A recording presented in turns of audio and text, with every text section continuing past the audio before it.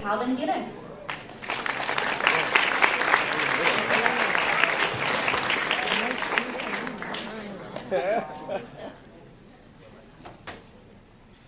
Good evening. My name is Calvin Guinness. CBS News reports that 720,000 veterans are unemployed across the nation. According to the U.S. Department of Housing and Labor Development, 1 in 7 homeless people are veterans. A report from the Center for a New American Security says that from 2005 to 2010, service members took their lives at a rate of 1 every 36 hours, and according to the Department of Veterans Affairs, 18 veterans commit suicide every day. Now, why should you care about veterans? Some of you have friends or family that are in the military. Even if you don't, it's important to know how the military works because it's so crucial to how we function as a nation. I'm a veteran, and I know how hard it is to get by after leaving the military. That's why today I'm going to persuade you that our nation needs to devote more resources and attention to veterans issues, because these are the people that we rely on in times of need and forget in times of plenty. I'm going to talk to you about that problem and discuss 2 issues. And then I'm going to give you some causes of that problem. And then I'll provide you with some solutions. But first, I'm going to talk about that problem. I don't believe that our country devotes enough resources to veterans, and I have 2 points to prove that. My first point is the Veterans Bill. 2 months ago, Senate Republicans blocked a bill that would have created a jobs program. They said the bill was too expensive and that reducing the national debt was a bigger priority. It's funny that reducing the national debt wasn't a big priority when we invaded Iraq and Afghanistan.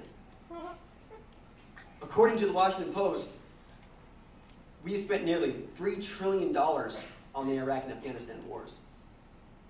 My second point is the misconception of veterans' benefits. That misconception is that veterans are actually getting them. Veterans don't receive any benefits for months or years or none at all. The reason for this is the way that claims are processed. For example, when I was in Kuwait, I tore my rotator cuff. That was in 2010. I still haven't received the surgery I need to get it fixed.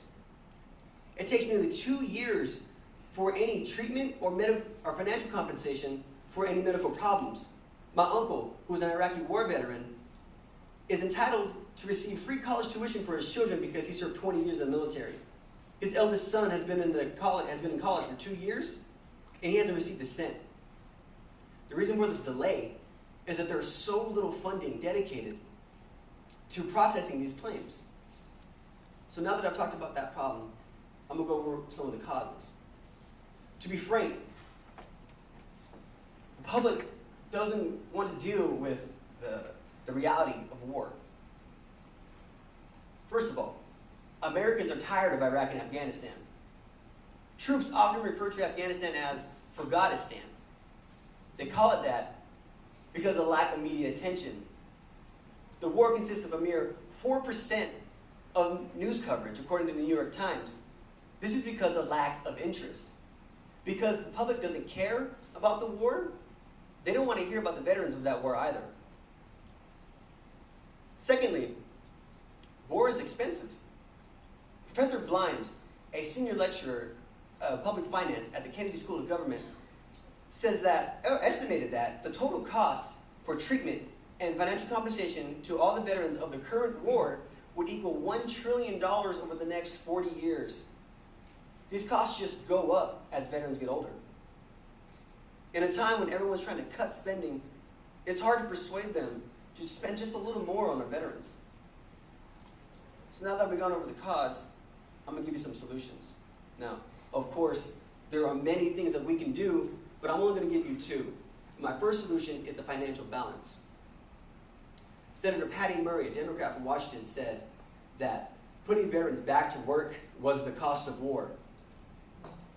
That we should make that cost mandatory by demanding that the government increase financial aid to veteran issues every time we go to war.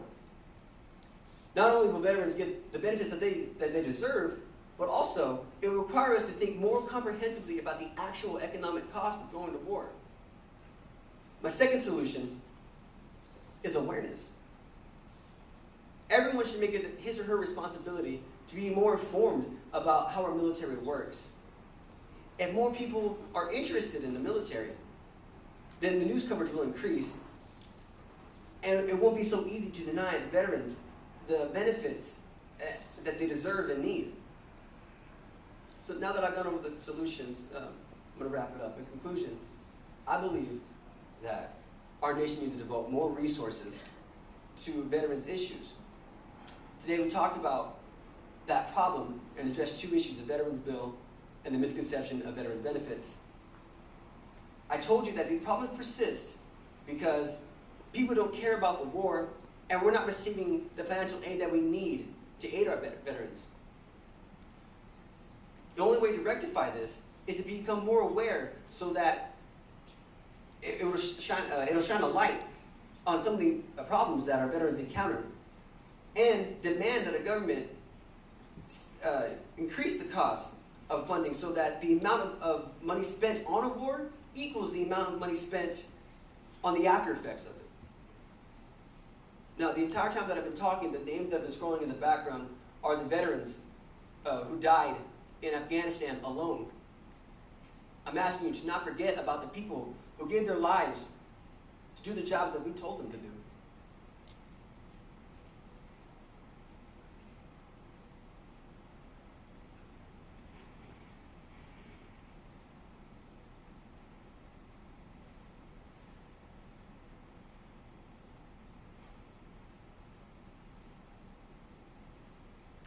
Thank you.